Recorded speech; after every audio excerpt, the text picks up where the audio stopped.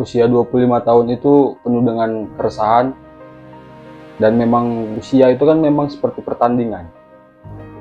Pertandingan ya bisa dikatakan menang dan kalah, tapi sebenarnya kehidupan itu nggak seperti itu. Usia 25, kita dilihatkan dengan pencapaian teman seumuran kita yang bisa dikatakan sudah mapan. Satu dari segi pendidikan, dari segi pekerjaan, dan segi lainnya. Dan kita nggak bahas itu nih, kita bahas yang tertinggal. Apakah yang tertinggal ini buruk? Enggak juga. Apakah yang tertinggal ini terlambat, nggak bisa menandingi yang sudah seperti ini? Enggak juga.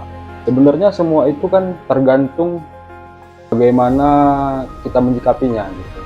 Jadi buat kawan-kawan yang usia 25 tahun itu, ketika masih merasa kehidupan itu begini-begini aja, sebenarnya itu bukan sesuatu yang bukan sesuatu yang harus ditakutkan gitu. Apakah teman-teman salah di usia 25 tahun belum punya apa-apa? Enggak.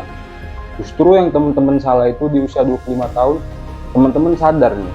Sadar kalau di usia 25 tahun ini belum jadi apa-apa. Dan teman-teman melanjutkan itu yang salah. Satu, kita nggak bisa memilih lahir dari rahim yang mana gitu.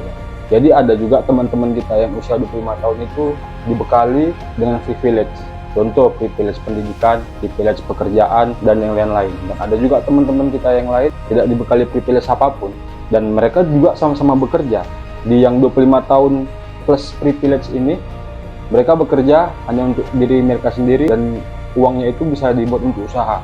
Yang satu lagi, mereka bekerja tidak untuk diri sendiri, untuk orang tua, contoh, untuk adik sekolah, untuk kebutuhan mereka sendiri. Jadi, apakah dua-duanya salah?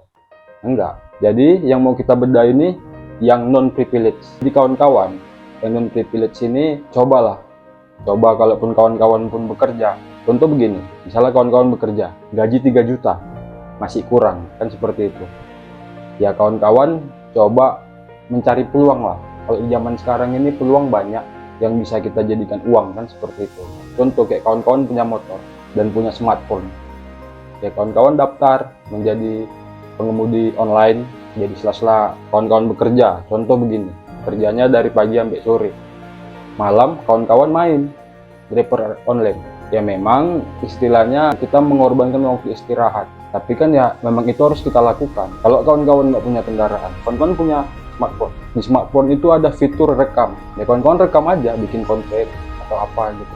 Jadi sebetulnya semuanya nggak ada yang terlambat, dan perlu juga kita sesekali jangan melihat yang di atas, karena langkah kecil setiap harinya itu menentukan jalan kawan-kawan bakal kemana.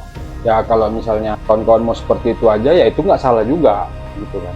Ini kan kita membahas keresahan-keresahan di usia 25 tahun, dan aku lebih tua 2 tahun dari kawan-kawan di usia 27 tahun. Ya sama juga ini kasusnya, makanya lah aku membangun channel ini. Tapi ya tetap berbuat sesuatu yang menurut kawan-kawan ketahui dan yang kawan-kawan yakini. Karena di setiap diri kita ini, kita tuh mempunyai kemampuan dan keahlian yang kita miliki, dan kita sendiri yang tahu apa kemampuan kawan-kawan. Jadi intinya tetap berbuat, jangan pernah putus asa, tetap berbuat. Jangan pernah merasa diri itu terlalu jauh tertinggal. Boleh tertinggal tapi jangan terlalu jauh. Tetap tanamkan di diri sendiri ini, yakin bahwa aku bisa, seperti itu. Jadi ciptakan peluang, sekecil apapun peluang itu. Kalau kita yakini, kita sungguh-sungguh, itu bisa menjadi sesuatu yang besar. Terima kasih, dan hanya itulah yang bisa saya sampaikan.